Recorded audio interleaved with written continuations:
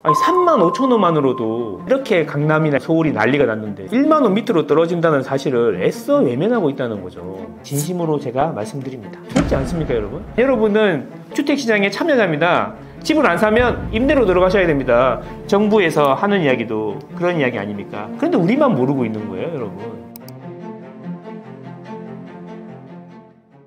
부동산 데이터 중 가장 돈이 되는 핵심 지표는 무엇이며 어떻게 봐야 할까요? 돈이 되는 지표다. 이거는 이제 다시 말씀드리지만 집값은 금리와 수급의 함수다. 이게 중요하다. 왜? 주택시장을 바라보는 뷰를 내 감정에 치우쳐가지고 보면 큰 실수를 하게 된다. 그런 이야기죠. 그래서 이 시장을 바라보는 본인한 모델이나 뷰가 있어야 되는 거죠. 주식이 오를 거라 생각하는 이유는 뭐죠? 코인이 오를 거라 생각하는 이유는 뭐냐? 이런 거 본인만의 뷰가 있지 않습니까? 근데 유독 부동산 시장은 감정에 많이 치우치는 것 같습니다. 왜냐하면 모두가 한마디 할 경험이 있기 때문에.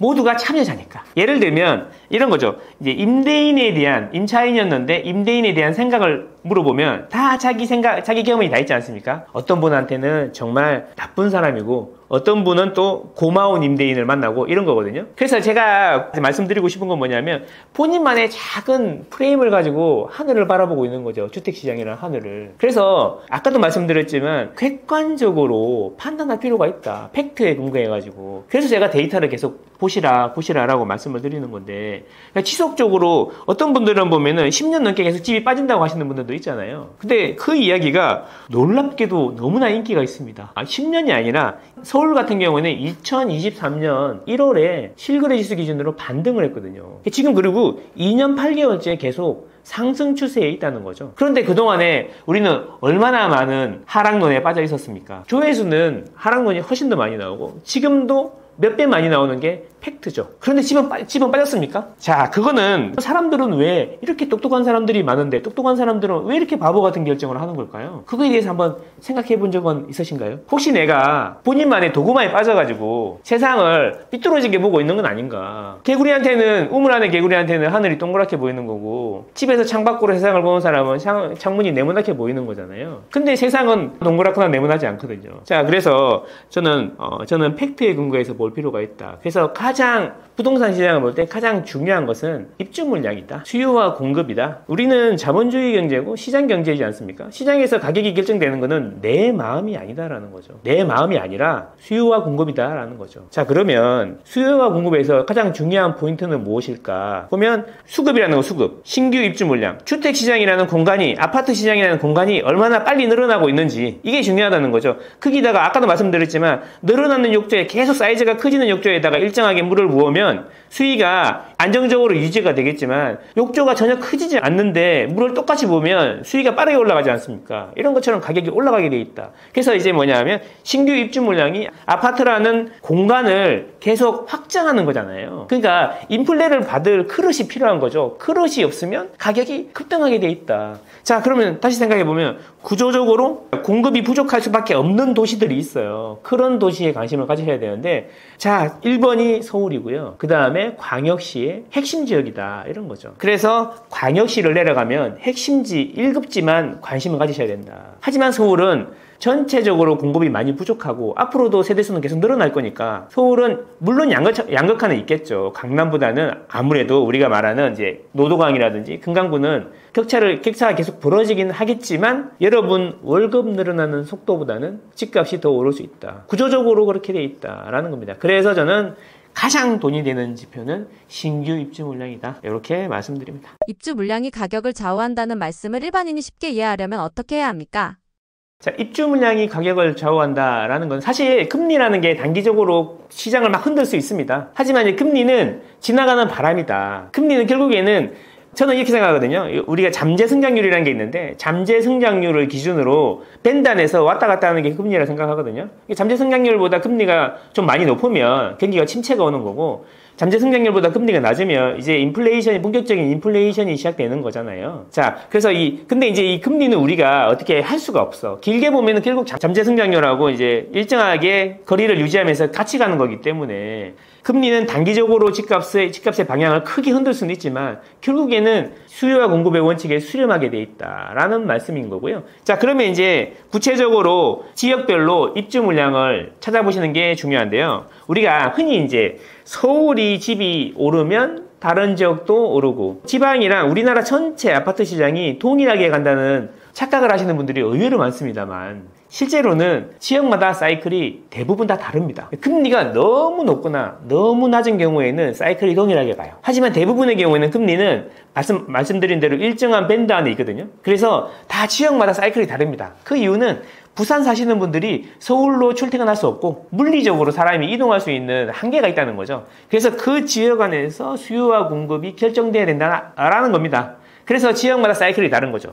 부산에 입주 물량이 많으면 부산 집값은 서울보다 천천히 오르게 되어 있습니다. 그리고 서울에 입주 물량이 많으면 서울은 당연히 다른 지역보다 수익률이 떨어지겠죠. 그래서 제가 지역별로 입주 물량을 볼 필요가 있다라고 하는데, 자, 보시면 요즘에는 프롭테크 앱들이 참 많습니다. 그거 조금만 찾아보시면 입주 물량이라고 검색만 해보시면 프롭테크 앱들이 많이 나오니까 그런 것들을 찾아보시면 지역별로 연도별로 입주 물량을 확인하실 수가 있다. 여기서 중요한 거, 그러면 뭐가 많고 뭐가 적은 거냐, 이런 걸 보실 필요가 있는데 앱들마다 다 기준점이 다 있거든요. 적정 입주 물량이라는 개념이 있습니다. 그러니까 뭐냐면 서울은 대략 한 5만 호 정도 연 공급이 되어야 가격이 안정되더라, 이런 통계가 있거든요. 그런 것들 기준으로 보시면 됩니다. 자, 서울을 예를 들어 보면 아까 5만 호라고 말씀을 드렸는데 우리 지지난 정권, 문재인 정권 때 집값이, 아파트 가격이 많이 올랐죠. 그래서 많은 분들이 허탈해 하셨는데 그때 유일하게 가격이 조정을 받았던 시기가 있습니다. 그게 2018년 하반기부터 2019년 초였거든요. 그때는 가격이 빠졌어요. 그때만 서울이 입주 물량이 5만 호에 근접했고요. 그 외 기간은 전부 5만 호에 못 미쳤습니다. 그래서 서울은 이렇게 보면 5만 호 정도는 연간 입주를 해줘야지 가격이 안정되는구나 라는 것을 확인할 수가 있는 거죠. 자, 그러면 앞으로 어떻게 될 거냐, 이런 게 중요한데, 제가 떠먹여주는 TV에 나왔고 이렇게 강하게 말씀드리는 이유는 2025년은 입주 물량이 35,000호입니다. 35,000호인데도 가격이 실제로 올랐습니다. 자, 그런데 2026년, 7년, 8년은 평균, 연평균 1만 호 미만으로 떨어진다는 겁니다. 두렵지 않으십니까? 저는 부동산 빅데이터를 연구하는 사람으로서 너무나 두렵습니다. 왜냐? 이 수치가 서울 기준으로 보면 1980년대 후반 이후에 40년 만에 최저치라는 겁니다. 자, 그러면 집값은 어떻게 되겠습니까, 여러분? 그래서 제가 2023년부터 용기를 내셔야 된다라고 계속 말씀드리고 있는 거죠. 저는 대학원에서 부동산 빅데이터를 연구하고 싶어가지고 부동산 융합대학원에 부동산 빅데이터 전공으로 지금 공부를 하고 있거든요. 좀 더 깊이 있게 공부를 해보려고. 그 정도로 저는 부동산 데이터에 관심이 많습니다. 물론 저는 23년 동안 아파트 시장에 있고 투자도 했고, 그렇지만 데이터에 객관적으로 판단하기 위해서 데이터를 좋아하고 데이터를 연구하기 위해서 대학원까지 갔는데, 그런 사람인데 제가 두려움을 느끼는 이 감정을 어떻게 표현해야 될지 잘 모르겠지만 어쨌든 서울은 앞으로 3년 동안 확정적으로 입주 물량이 최악의 상황으로 치닫는다. 저는 너무 두렵습니다. 이제는 용기가 아니라 이제는 서둘러야 할 때다. 저는 이렇게 생각하고 있습니다. 적어도 서울이라면. 아니 3만 5천 호만으로도 이렇게 강남이나 이런 서울이 난리가 났는데 1만 호 밑으로 떨어진다는 사실을 애써 외면하고 있다는 거죠. 두렵지 않습니까, 여러분? 그래서 집이 안 오른다고요? 전세를 만약에 꽉 조이고 시장을 죽여서 매매 시장을 잠궈버린다 그러면 집값이 안정된다고요? 그러면 매매 시장으로 갈 수요들이 임대로 가겠죠. 말씀드렸지만 여러분은 주택시장에 참여자입니다. 집을 안 사면 뭘 하셔야 된다고요? 임대로 들어가셔야 됩니다. 그래서 임대로 수요가 몰리겠죠. 그럼 전세하고 월세가 다시 오르겠죠. 너무나 단순한 겁니다. 이게 주택시장이라는 필수재 시장이라는 공간에 대해서 조금만 이해하시면 요거는 너무 당연한 이야기가 되는데 많은 분들이 이런 사실을 잘 모르고 계시다. 그래서 정부에서 하는 이야기도 그런 이야기 아닙니까? 이제 대출 규제로 급한 불은 껐는데 결국에는 공급이 부족하기 때문에, 서울은 부족하기 때문에 집값은 오를 수밖에 없다. 그래서 공급 대책을 내놔야 된다 라고 생각하고 계속 공급 대책을 내놓고 있지 않습니까? 자, 정부도 이미 알고 있다는 거죠. 그런데 우리만 모르고 있는 거예요, 여러분. 지금 서두르셔야 됩니다. 진심으로 제가 말씀드립니다. 미분양이 폭락 신호인지 혹은 저점 기회일지 알고 싶은데 어떤 기준을 잡고 보면 될까요? 미분양은 폭락 신호일 수도 있고 저점의 기회일 수도 있습니다. 자, 입주 물량보다 더 빠르게 반응하는 게 미분양이고, 저는 개인적으로 미분양 데이터를 매우 좋아합니다. 미분양은 분양을 했는데 분양이 안 된 게 미분양이잖아요. 쉽게 얘기하면 공급을 했는데 수요가 없는 거죠. 그러니까 미분양이 늘어난다는 이야기는 수요 대비 공급이 많다는 겁니다. 자, 그러면 반대로 미분양이 없다는 이야기는 수요 대비 공급이 없다는 이야기고 수요가 많다는 이야기인 거죠. 자, 그러면 이 미분양 데이터를 어떻게 활용하느냐. 자, 이렇게 하시면 됩니다. 지금 대구라든지 부산은 미분양이 정점입니다. 자, 그 이야기는 뭐냐면 공급이 많았다는 이야기죠. 그런데 서울은 미분양이 거의 없습니다. 실제로 서울에 미분양이 있다고 하는데 데이터를 다 찾아보시면 구글에다 검색해 보시면 됩니다. 서울 미분양, 아파트 미분양 현황이라고 치시면 엑셀 파일로 받으실 수 있는데, 그 미분양으로 되어 있는 아파트 주소가 나오니까 검색해 보시면 우리가 생각하는 일반적인 아파트가 아니에요. 우리가 생각하는 강남의 전용 84 아파트 이런 말끔한 아파트가 아니고 시장 재개발한 아파트라든지 그냥 아파트인데 내가 별로 살고 싶지 않은 그런 아파트이거든요. 실제로는 미분양이 거의 없어요. 그 이야기는 수요가 많다는 이야기인가요? 공급이 많다는 이야기인가요? 자, 그래서 저는 이렇게 말씀을 드립니다. 미분양이 없을 경우에는 저점의 신호가 아니라 폭풍 전야에 있다. 상승 폭풍 전야에 있다고 보시면 되고, 미분양이 정점이다. 그 이야기는 지금 어둠의 터널을, 힘겨운 어둠의 터널을 지나고 있는데 빛이 안 보인다. 이렇게 보시면 되겠죠. 그래서 만약에 집을 구매하시려고 하신다고 하면 이런 게 중요한데요. 이미 미분양이 없는 곳보다는 큰 기회가 올 수 있는 것이 미분양이 정점을 찍고 내려오는 시기, 추세적으로 내려오는 시기, 그때 큰 기회가 옵니다. 서울도 그랬고 부산도 그랬고 대구도 그랬고 대부분의 광역시가 그렇습니다. 그러니까 실제로 그래서 제 책에는 미분양이라든지 입주 물량의 장기 시계를 가지고 광역시나 서울을 분석해주는 부분을 제가 넣었거든요. 그 이유가 바로 미분양이 큰 기회가 될 수도 있고 큰 위기가 될 수도 있기 때문이죠. 자, 반대로 이야기하면 미분양이 점진적으로 늘어나는 시기에는 그 지역의 주택은 매수보다는 임차가 더 유리할 수도 있다. 이렇게 보시면 되겠습니다. 그런데 지금 서울은 미분양이 거의 없다. 자, 그러면 여러분들 용기를 내야 할까요? 아니면 집값이 떨어진다는 기우제 같은 인디안 기우제 같은 말에 넘어가야 뭔지 한번 고민해 보셔야 된다. 이런 이야기입니다. 금리 사이클이 실제 부동산 시장에 미치는 영향은 언제 나타납니까? 금리를 보고 부동산 투자 시점을 결정해도 될까요? 금리 사이클은 실제로 부동산에 많은 영향을 주는데요. 근데 금리라는 게 저는 임계점이라는 게 있다라고 생각합니다. 뭐냐 하면 금리가 높으면 집값이 떨어진다고 생각하시는데 결코 그렇지 않습니다. 반대로 금리가 낮으면 집값이 폭등한다 라고 말씀하시는데 그 부분은 어느 정도 신빙성이 있어요. 자, 무슨 이야기냐면 금리는 단기적인 가격 변화에 큰 영향을 주는데요. 자, 어떨 때 영향을 많이 주냐면은 금리는 급등할 때하고 급락할 때 모든 변수를 초기화시킵니다. 무슨 이야기냐? 2020년을 기억하실 겁니다. 2020년 코로나 위기로 금리가 우리나라 최저점으로 내려갑니다. 0.5였죠? 그때는 금리가 너무나 낮은 수준이기 때문에 입주 물량이든 뭐든 다 상관없이 가격이 올랐습니다. 대구나 부산도 입주 물량이 폭발했지만 가격이 다 올랐다는 거죠. 그때 사람들이 이런 말을 했습니다. 야, 입주 물량은 아무 상관이 없어. 입주 물량을 볼 게 아니라 금리를 봐야 된다. 이런 이야기했고 입주 물량이 있어도 집값 오른다. 이런 식으로 이야기했다는 거죠. 맞습니다. 왜냐하면 금리가 사상 최저 너무 낮기 때문에 최저 임계점 밑을 완전히 돌파했기 때문에 다른 변수는 상관없고 그냥 신축 아파트 입주 물량 많아도 무조건 가격이 올랐던 거죠. 그런데 우리는 그게 반대의 현상도 2022년 불과 2년 만에 봤죠. 금리가 폭등했습니다. 그죠? 근데 금리가 폭등하는 게 속도가 너무 빨랐다는 거죠. 1% 후반에도 주택담보대출이 나왔었어요. 2020년에. 그런데 이제 주택담보대출이 5%를 넘어서 6%까지 근접하게 됩니다. 그래서 사람들은 이제는 입주 물량이 있든 없든 모든 변수가 초기화되면서 전국이 다 내렸죠. 이런 식으로 금리는 너무 높거나 너무 낮을 때 집값에 큰 영향을 주지만 사실은 일반적인 경우에는 별 영향이 없습니다.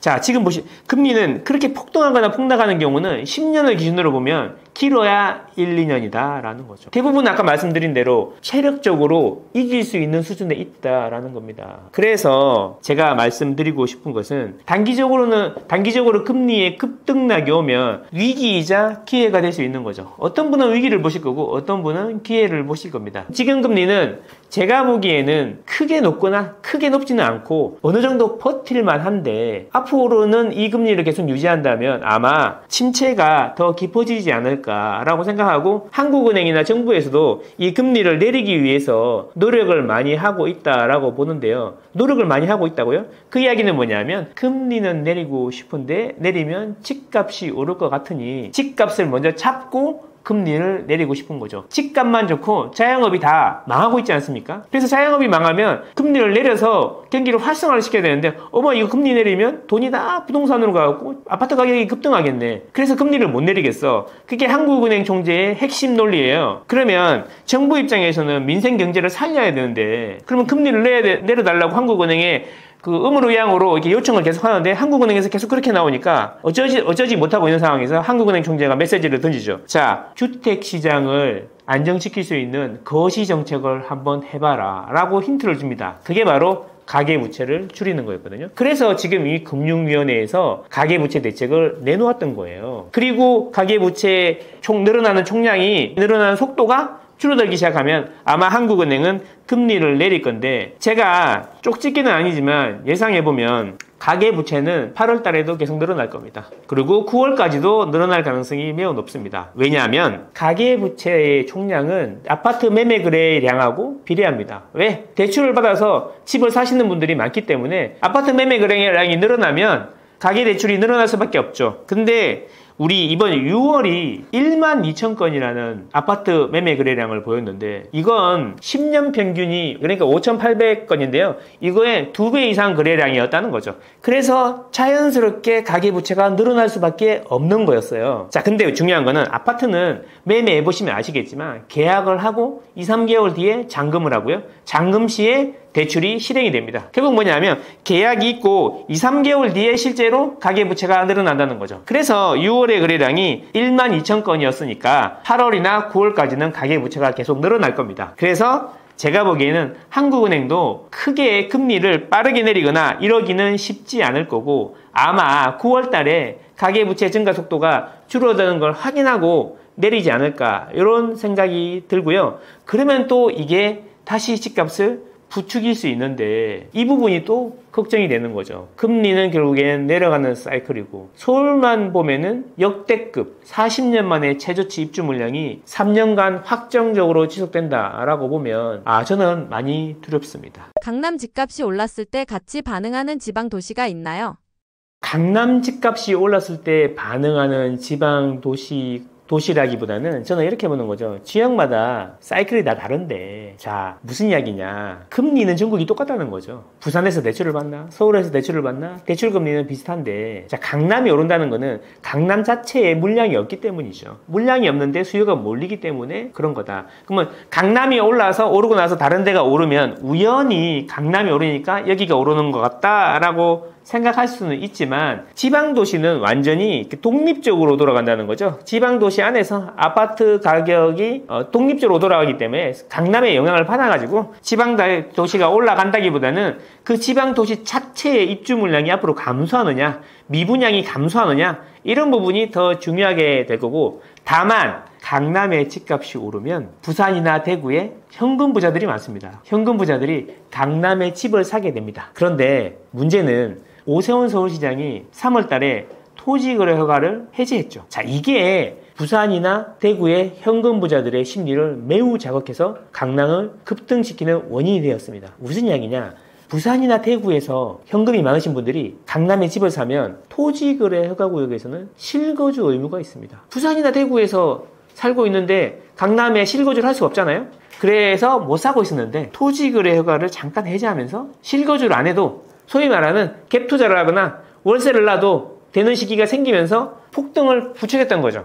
그래서 강남 집값이 오르면 지방도시가 따라서 오른다기보다는 강남 집값이 오르면 지방 도시들의 현금 부자들의 심리를 자극할 요인은 있다. 이런 부분들을 정책을 할 때 세심하게 해야 된다. 이렇게 보고 있습니다. 꾸준히 데이터의 중요성을 강조하셨는데 데이터가 말하는 2025년 집값 반등 시점은 언제일까요? 또 집값의 찐 바닥은 여기라는 신호를 데이터로 볼 수 있는 방법이 있다면요? 2025년 집값이 반등하는 시점은 솔직히 저는 동의할 수가 없습니다. 집값은 2023년 1월부터 서울 기준으로 반등했고요. 자, 2025년 하반기부터 반등할 곳은 이제 지방의 광역시들이 움직일 것이다 라고 생각하고요. 왜냐하면 지방의 광역시들이 순차적으로 입주 물량이 줄어듭니다. 그래서 집값을 구성하는 가장 큰 요인 두 가지 중에 하나인 입주 물량이 감소하기 때문에 핵심 지역부터 움직일 것이다 라는 거고요. 지방 도시들은 그래서 2025년 하반기부터 반등할 건데 울산, 부산 순으로 반등을 하게 될 것이다 라고 저는 보고 있습니다. 그럼 결국 이거죠. 서울은 어떻게 할 거냐. 서울은 지금 대표님 말씀대로면 많이 올랐는데 추가로 더 오르기 힘들지 않겠냐 이런 말씀을 하실 수 있는데, 자, 하반기에는요, 하반기 서울시장은 조금 달라질 겁니다. 이제. 대출이 6억밖에 안 돼. 그래서 연끌 수요들이 강남이라든지 핵심 지역 있지 않습니까? 한강벨트라고 하죠. 마용성 같은데 그런 지역들의 집을 사기에는 많이 부담스러운 게 사실이거든요. 그런데 이제 규제 한 달이 지나고 가격이 다시 반등하게 되잖아요. 심리가 다시 살아나잖아요. 그러면 그 다음에는 6억 대출 규제로 인해서 이제는 서울의 B급지, C급지가 점진적으로 오르면서 그동안 벌어졌던 격차를 다소 줄일 수 있을 것이다. 다 줄인다는 말씀은 아닙니다. 다소 줄일 수 있을 것이다. 그래서 우리가 강남에 40억, 50억 하는 집은 사실 우리 이야기는 아니에요. 기분은 좀 나쁠 수 있지만. 그런데 이제 10억에서부터 20억 사이에 있는 집은 어쩌면 6억대부터 15억 사이에 있는 집은 우리 이야기일 수 있는데 하반기부터는 이제 우리가 그래도 어떻게 하면 살 수라도 있는 집들의 매매가나 전세가가 오를 수 있다. 이 부분이 중요하다라고 말씀드리고 싶습니다. 서울의 집이 비싼 건 사실이고 저도 인정합니다. 비싸고 싸고가 중요한 게 아니라 그래서 앞으로 더 오를 거냐 안 오를 거냐 이게 사실 더 중요한 거죠. 비싸지만 더 비싸질 것이냐 이제 점점 싸질 것이냐 이게 중요한 건데, 그렇다 그러면 아파트 시장의 사이클에 대해서 이해를 좀 하셔야 되고 아파트 가격의 결정 원인에 대해서 공부를 해보셔야 된다라는 거죠. 거기에 여러분의 감정은 없다라는 겁니다. 그래서 객관적으로 보실 필요가 있다. 그래서 제가 아파트 슈퍼사이클이라는 책을 저술한 이유도 이런 부분을 좀 알려드리고 싶었다. 너무 유튜브나 매체에 더 휘둘리는 것 같다. 그리고 알고리즘이라는 게 자기가 듣고 싶은 이야기 속으로 사람을 계속 더 깊은 심연으로 몰아넣는 것 같다. 이런 생각이 드니까 여러분들이 주식이든 코인이든 부동산이든 한 곳에 너무 집중해 있는 것 같을 때는 반대쪽 의견들도 한번 들어보시기를 추천드리고요. 그리고 저는 이렇게 생각합니다. 저는 23년 전에 첫 집을 샀는데 정말 영끌을 했고요. 저도 월급의 80% 이상을 무조건 저축을 했습니다. 제가 월급이 125만 원이었는데 저는 100만 원밖에 안 썼거든요. 그렇게 2년 모아서 모은 2천만 원으로 영끌해서 집을 사고 그게 점점 불려가지고 6년 전에는 강남 입성도 성공했거든요. 자, 근데 지금 제가 23년을 하면서 느낀 부분을 말씀을 드리면, 내가 할 수 있는 걸 하고 오래 기다리면 되는구나 이런 생각을 해봤습니다. 여러분은 대부분의 사람들은 한 방에 인생을 바꾸기를 원하고 실제로 저도 그랬거든요. 오랜 기간. 하지만 그런 건 없더라고요. 한 방에 인생을 바꾸는 거는 수학적으로는 거의 불가능한 거니까 본인이 할 수 있는 걸 해야 되는데, 여러분 미래의 당신이 바뀌기를 원한다면 오늘의 당신을 바꾸셔야 됩니다. 대출 같은 경우에도 많이 두려워하시는데 어쩌면 저의 성공은 대출이었다고 생각하거든요. 500만 원 월급을 받아서 이자를 200을 들어내고 300을 가지고 아끼면서 사는 것이랑 500을 받아서 그냥 쓰고 남은 돈을 저축하는 것이랑은 천지 차이가 됩니다. 그렇게 해서 열심히 빚을 갚고 집을 샀으니까 공부를 하고 그래서 오늘의 내가 바뀌고 이게 쌓이고 쌓여서 10년이 지나고 나면은 내 인생이 바뀌는 거고 미래가 바뀌는 것이지, 한 방에 뭐 사가지고 인생이 팔자가 바뀌고 주식 하나 사서 뭐 10배 100배 올라서 주식이 바뀌고 인생이 바뀌고 이런 거는 그냥 잠시 지나가는 운일 수도 있고 거기에 비해서 더 큰 실패를 할 수도 있겠다 이런 생각을 저는 많이 해봤거든요. 자, 그래서 여러분들, 저는 조금씩 노력하는 사람들이 노력하면서 하루하루 쌓아서 10년 지난 사람이 성공하는 것이 그냥 집값은 떨어질 거야, 주식은 하면 안 돼, 코인은 무서운 거야, 이런 식으로 해서 그냥 까르페 디엠 그러고 놀러 다니고 하루를 즐기는 사람들보다 10년 지났을 때 더 격차가 많이 벌어져야 이게 나라다라고 생각하고, 대한민국은 적어도 아직은 그런 나라다라고 생각합니다. 그러니까 여러분들도 여러분이 할 수 있는 거, 오늘의 당신을 바꾸셨으면 하고, 거기에 저의 책이 또는 저의 강의가 조금이라도 도움되었으면 하는 마음입니다. 감사합니다.